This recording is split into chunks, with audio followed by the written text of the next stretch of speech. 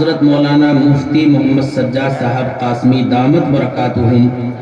استاذ دارالعلوم وقف دیوبند حضرت کو بہت ہی ادب کے ساتھ اس شعر کے ساتھ دعوت اسٹیج دے رہا ہوں۔ فلک سے توڑ کر دیکھو ستارے لوگ لائے ہیں، فلک سے توڑ کر دیکھو ستارے لوگ لائے ہیں، مگر میں وہ نہیں لایا جو سارے لوگ لائے ہیں۔ حامدا ومصليا أما بعد،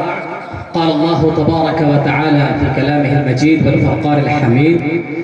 يستفتونك قل الله يفتيكم في الكلالة. وقال الله تعالى في موضع آخر: علم آدم الأسماء كلها.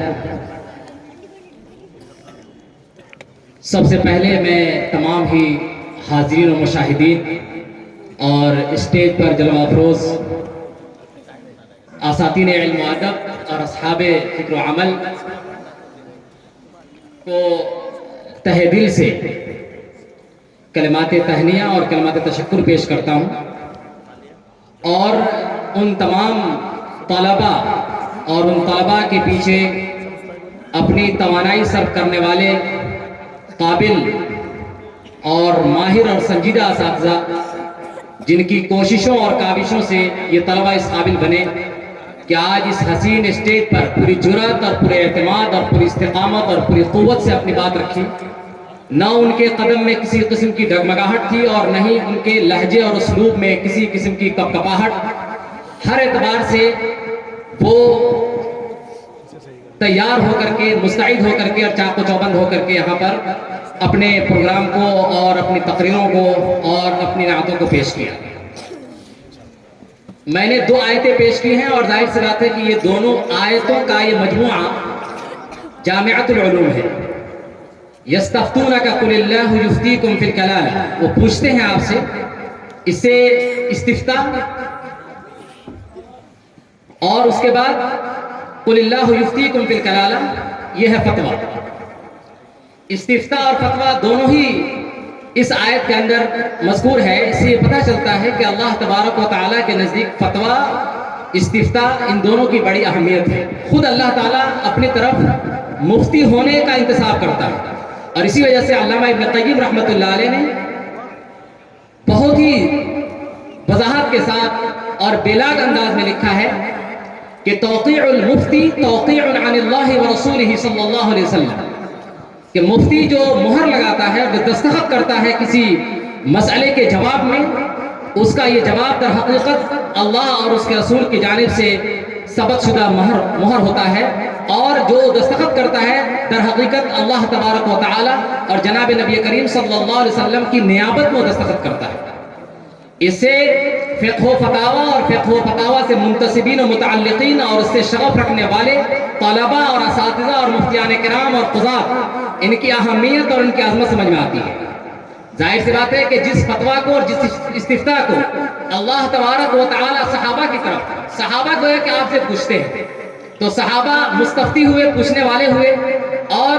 اللہ تبارک و تعالی یہ کہتا ہے کہ آپ بتائیے کہ میں خود فتویٰ دیتا ہوں۔ گویا کہ جناب نبی کریم صلی اللہ علیہ وسلم کی طرف بھی انتساب نہیں کیا گیا، کیونکہ آپ علیہ السلام کا قول، آپ علیہ السلام کا عمل اور آپ کی تقریر اور آپ کے فرمودات و ملفوظات، ان کو شرعی حیثیت اسی وقت حاصل ہوتی ہے جب اللہ تبارک و تعالی اس کو وحی کا درجہ دیتا ہے۔ بعض صورت آپ علیہ السلام کے وہ اقوال و افعال جو جناب نبی کریم صلی اللہ علیہ وسلم اپنے عائلی زندگی میں، یا وہ معمولات جو معمولات آپ علیہ السلام نے کسی خاص موقع پر انجام دیا، کسی خاص مصلحت کی وجہ سے انجام دیا، ظاہر سی بات ہے کہ وہ ساری چیزیں آپ علیہ السلام کی طرف منسوب ہیں اور وہ قابل عمل اور قابل اتباع ہیں۔ لیکن جب فتوے کی نسبت کرنا ہوا تو اللہ تبارک و تعالیٰ نے اپنی جانب نسبت کی۔ اس سے 2 باتیں سمجھ میں آتی ہیں۔ ایک بات تو یہ ہے کہ مفتی کی یہ ذمہ داری ہے کہ وہ اپنے آپ کو اتنا ہی پاک صاف، اتنا ہی نظیف اور اتنا ہی سنجیدہ رکھے، جو سنجیدگی، جو متانت، جو اہمیت، جو فضیلت اور جو صفائی ستھرائی اللہ تبارک تعالیٰ کی جو صفت ہے، اس کے علم میں بھی صفائی ستھرائی ہو، اس کے ذوق میں بھی صفائی ستھرائی ہو، اس کے علم میں بھی کمال ہو، معرفت میں بھی کمال ہو۔ صرف اور صرف سند حاصل کر لینا یا کچھ کتابوں کو مکمل کر لینا یا نصاب کی تکمیل کر لینا یہ آپ کے مفتی کی ضمانت نہیں ہے۔ ہاں، افتاء کی راہ ہموار کر دینا اور افتاء کا طریقہ سیکھ لینا، سکھلا دینا یہ تو ضرور ہے، لیکن اس میں کمال پیدا کرنے کے لیے ہمیشہ اپنا انتساب باری تعالیٰ کی طرف کرنا چاہیے کہ وہ منصب جو منصب جناب نبی کریم صلی اللہ علیہ وسلم کو ملا، وہ منصب جو منصب اللہ تبارک و تعالیٰ جناب نبی کریم علیہ السلام کو دے رہا ہے، اور گویا کہ آپ اللہ کے نبی صلی اللہ علیہ وسلم کی طرف سے دستخط کر رہے ہیں، تو اس میں آپ کو اپنی ذمہ داریوں کی نزاکتوں کا احساس کرنے کے ساتھ ساتھ اپنی معلومات اور اپنے مطالعے اور اپنے دراسات اور اپنی تحقیقات اور اپنے بحث کے اندر زیادہ سے زیادہ گہرائی اور گہرائی پیدا کرنے کی بھی ضرورت کا ادراک کرنا ہوگا۔ دوسری آیت جو میں نے پڑھی، اس آیت کا تعلق دینی تعلیم کے ساتھ ساتھ عصری تعلیم سے بھی ہے۔ علم آدم الاسماء کلہا، اس کی تفسیر میں ابن کثیر رحمۃ اللہ علیہ لکھتے ہیں کہ اگر دو قسم کے ڈاکٹر ہیں، ایک ڈاکٹر وہ ہوتا ہے کہ جو انسانوں کا معالج ہوتا ہے، اور دوسرا ڈاکٹر وہ ہے جو حیوانات کا معالج ہوتا ہے۔ ابن کثیر نے لکھا کہ جو انسانوں کا معالج ہے وہ ڈاکٹر افضل ہے اس ڈاکٹر سے جو جانوروں کا اور حیوانات کا معالج ہوتا ہے، اور اس کے بعد فرمایا کہ وہ شخص کہ جو کائنات کے دیگر علوم کا حامل ہے اور کائنات کے دیگر علوم کے حامل ہونے کے ساتھ ساتھ وہ دینی علوم بھی رکھتا ہے، تو اس کی معرفت اس عالم سے بڑھی ہوئی ہے کہ جو عالم صرف دین کا علم تو رکھتا ہے لیکن کون کا اور کائنات کا علم نہیں رکھتا ہے۔ ابن کثیر رحمۃ اللہ علیہ نے یہ بات لکھی ہے، اور اسی بنیاد پر علماء دیوبند کا یہ منہج رہا کہ علماء دیوبند نے عصری تعلیم کی مخالفت کسی زمانے میں نہیں کی، عصری کلچر کی تو مخالفت کی ہے، اس کی تہذیب کی مخالفت کی ہے، ثقافت کی مخالفت کی ہے، اور جو ماڈرن طبقہ ہے، جو بار بار علماء کو فرسودہ خیال، دقیانوس اور قدامت پسند اور فنڈامنٹلسٹ کہتا ہے، اس کو اصول پسند کہتا ہے، یہ ان کی تنگ نظری ہے، ان کی خام خیالی ہے۔ یا تو انہیں ہماری تاریخ معلوم نہیں ہے، ہماری ثقافت معلوم نہیں ہے، ہماری قربانیاں معلوم نہیں ہیں، اور ہم نے عصری علوم کے اندر جو روشن اور تابندہ نقوش ثبت کیے ہیں ان چیزوں سے وہ ناواقف ہے۔ حضرت نانوتوی رحمۃ اللہ علیہ نے ابھی ملک آزاد بھی نہیں ہوا ہے، اس وقت چھتہ مسجد میں علماء کے سامنے جو خطاب کیا تھا، اور اس خطاب کا جو کوٹیشن ہے، جو مقولہ ہے، اس مقولے کو بڑی جرات کے ساتھ، بڑی ہمت کے ساتھ اور بڑی دیانت کے ساتھ اور اصول کے ساتھ مناظر حسن گیلانی رحمۃ اللہ علیہ نے اپنی آخری تصریف سوانح قاسمی میں ذکر کیا ہے، جلد اول میں ذکر کرتے ہوئے لکھا ہے کہ حضرت نانوتوی نے لکھا کہ اگر مدارس کے فضلاء اپنے علوم کی اور اپنے فنون کی تکمیل کے بعد اگر عصری درسگاہوں کا رخ کریں اور عصری علوم کے اندر کمال پیدا کریں تو ان کی افادیت دو چند ہو جائے گی۔ یہ بہت صحت کے ساتھ لکھا ہے۔ علامہ سید سلیمان ندوی رحمۃ اللہ علیہ جو خاتم المحققین ہیں اور خاتم المؤرخین ہیں، سیرت نگاری میں وہ اپنا ایک مقام اور ایک مرتبہ رکھتے ہیں، ان کی تحقیقات اور ان کے علمی مقالات آج بھی قدر، احترام اور نہایت عظمت کی نگاہ سے دیکھے جاتے ہیں۔ انہوں نے خطبات مدراس کے اندر چند تقریریں کی جو سیرت کے موضوع پہ تھیں، لیکن تقریر کے دوران ان کو یہ احساس ستاتا رہا کہ کاش مدراس میں جو میں خطاب کر رہا ہوں، جو تقریر کر رہا ہوں، اگر میری زبان انگریزی ہوتی تو میں مدراس کے لوگوں کو اپنی بات صحیح انداز سے سمجھا سکتا تھا۔ یہی شکوہ حضرت نانوتوی رحمۃ اللہ علیہ نے بھی کی تھی جب انہوں نے اپنی گفتگو اور دعوت اسلام ایک انگریز کیپٹن کو جو کشتی چلا رہا تھا اس سے نے جب سوالات کیے اور ایک ترجمان کے واسطے سے انہوں نے اپنی بات پہنچائی، تو شاید حضرت نانوتوی رحمۃ اللہ علیہ کے علمی نکات کو اور ان کی حکیمانہ بات کو وہ صحیح انداز میں ترجمہ نہیں کر پایا، تو نانوتوی نے یہ احساس لیا تھا کہ مجھے بھی ہندوستان جا کر کے انگریزی زبان سیکھنی ہے، اور میں سمجھتا ہوں کہ ان کا یہ خواب دارالعلوم دیوبند کے ایک فاضل حضرت مولانا بدرالدین اجمل صاحب دامت برکاتہم کے ہاتھوں یہ شرمندہ تعبیر ہوا، اور آج پورے ملک کے چپے چپے میں اور ملک کے گوشے گوشے میں فضلائے مرکز المعارف الحمدللہ ثم الحمدللہ اپنے پورے شعار اور شناخت کے ساتھ اور اسلامی تشخص اور اسلامی امتیاز کے ساتھ دین کی خدمات انگریزی زبان کے ذریعے نہ یہ کہ صرف ہندوستان کے اندر بلکہ یورپ کے اندر بھی اسلام کے سرچشمے سے پوری انسانیت کو سیراب کر رہے ہیں۔ اسی کی ایک کڑی یہ جامعۃ العلوم کے اندر یہ قائم کردہ عصری اور دینی تعلیم کا ایک حسین امتزاج، دونوں کا ایک حسین سنگم اور دونوں کا ایک دلکش ملاپ حضرت مفتی احسان صاحب قاسمی و ندوی دامت برکاتہم نے قائم کیا ہے۔ اور اس ادارے کی بنیاد کے تو کافی سال ہو گئے، لیکن یہ جو نظام شروع کیا گیا ہے، جس نظام کو شروع میں لوگ یہ سمجھتے تھے کہ دینی اور عصری تعلیم ان دونوں کا امتزاج کیسے ہوگا۔ آپ نے دیکھا طلبہ نے جب انگریزی میں تقریریں کی تو آپ کو ایسا محسوس ہوا کہ یہ اسکول کے طالب علم ہیں، لیکن جب تلاوت کی تو آپ کو ایسا پتا چلا کہ یہ مدرسے کے طالب علم ہیں، لیکن جب شاعری کی تو آپ کو ایسا لگا جیسا کہ اردو ادب کے طالب علم ہیں۔ تو گویا کہ طالب علم کے اندر کئی ایک جہتیں یہاں جمع ہو گئیں، اور الحمدللہ ثم الحمدللہ اس ادارے کی 3 خصوصیات اور بھی ہیں جو نوٹ کرنے کی ضرورت ہے۔ سب سے پہلی بات یہ ہے کہ کسی ادارے کی کامیابی کے لیے اور کسی ادارے کی ترقی کے لیے سب سے اہم چیز یہ ہے کہ اساتذہ، طلبہ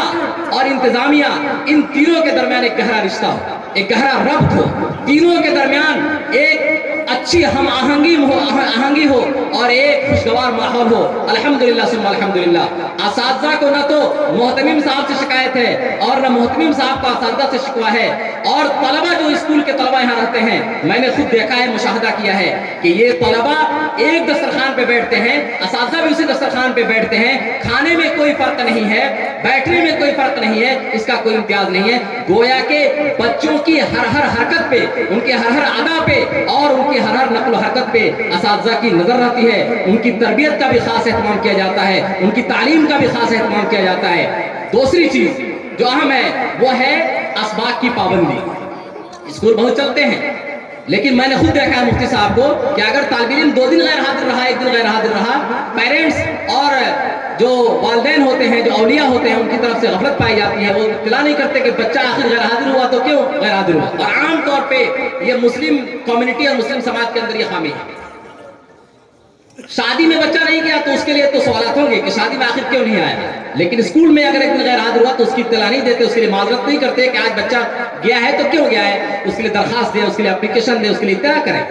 تو مفتی صاحب اس کا بھی اہتمام کرتے ہیں کہ اگر طالب علم غیر حاضر رہا تو اساتذہ کو تو پابند کرتے ہی ہیں کہ وہ حاضر ہوں، اس کے ساتھ ساتھ اس کی بھی پابندی کرتے ہیں کہ والدین سے فون کر کے ان کو بتائیں۔ تیسری چیز، اگر طالب علم کی طبیعت خراب ہو جاتی ہے تو ان کے جو استاد ہیں، خصوصاً جو اسکول چل رہا ہے اس کا جو نظام دیکھ رہے ہیں، مولانا فیصل قاسمی، یہ دارالعلوم میں انہوں نے ڈپلومہ کیا اور شب و روز ان طلبہ کے ساتھ اپنا وقت بتاتے ہیں۔ اگر طبیعت خراب ہو گئی تو ہاسپٹل لے جانا، ان کو لانا، ان کا علاج معالجہ کرنا اور ان کو اپنے گھر کا ایک فرد سمجھنا، اپنا بچہ سمجھنا، اس کا بھی اہتمام کیا جاتا ہے۔ اور یہی وجہ ہے کہ بچے کانپور سے بھی ہیں اور بچے گورکھپور کے علاقے سے بھی ہیں، بہرائچ کے علاقے سے ہیں، دور دور سے والدین نے بچوں کو یہاں بھیج دیا ہے اور بچے مطمئن ہیں۔ کسی بھی اسکول کے اندر آپ نہیں دیکھیں گے کہ بچوں کو آپ بھیج دیں اور آپ مطمئن ہو جائیں۔ ہر دن پیرنٹس کی میٹنگ ہے، اس کے لیے فی الگ سے دیجیے صاحب، ناشتے کے لیے آپ کو ناشتہ آپ کو مل جاتا ہے، الگ سے پیمنٹ کرائیے۔ آج تو گرین ڈے ہے، اور صاحب آج انوائرمنٹ ڈے ہے، اور صاحب آج جو ہے پیرنٹس ڈے ہے، اور ایسا معلوم نہیں کتنے ڈیز ہیں، ان ڈیز کے اوپر الگ الگ فیس وصول کرتے ہیں۔ الحمدللہ ثم الحمدللہ یہ ادارہ ان ڈیز سے بھی پاک ہے، لیکن وہ ڈیز کیوں منائے جاتے ہیں؟ ان کے اوپر باقاعدہ بچوں کو اطلاع بھی کرائی جاتی ہے کہ یہ ڈیز اس لیے منائے جاتے ہیں، اسلامی اعتبار سے وہ کہاں تک درست ہے، کہاں تک درست نہیں، اس کی ساری تفصیلات بھی بتائی جاتی ہیں۔ تو آپ کا بچہ عقیدے کے ساتھ، ایمان کے ساتھ اس جامعہ کے اندر پڑھ رہا ہے، مجھے امید ہے کہ انشاءاللہ یہ جامعہ کا نظام اور مستحکم ہوگا اور آگے بڑھے گا، اور جو اولیاء ہیں انہوں نے اپنے بچوں کی کاوشیں اور ان کی کارکردگی دیکھی ہے، میں سمجھتا ہوں کہ یہ دوسروں کے لیے تحریک کا باعث بنیں گے کہ جہاں پر ان بچوں کے ایمان کا بھی تحفظ ہو اور ایمان کے تحفظ کے ساتھ ساتھ تعلیم پر بھی توجہ کی جائے۔ اور آگے یہ خاکہ بھی ہے کہ جب یہ طلبہ یہ تو 5 میں پہنچ گئے، 3 سے شروع ہوا تھا اور آج ابھی کتنے ہیں؟ ابھی 35 ہیں،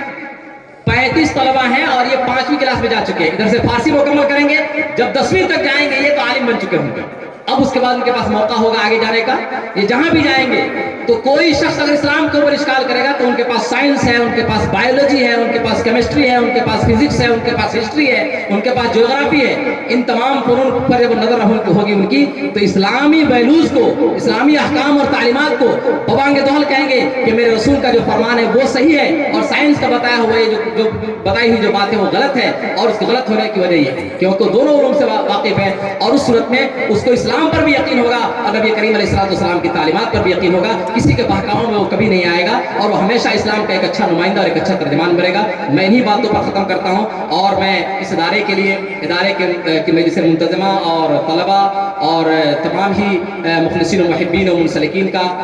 کو میں سلام پیش کرتا ہوں اور میں دعا گو ہوں کہ یہ ادارہ ہمہ جہت ترقی کرے اور اس کا پیغام اور اس کا منہاج پورے ملک کے اندر عام اور تام ہو۔ جزاکم اللہ خیرا وآخر دعوانا الحمدللہ رب العالمین۔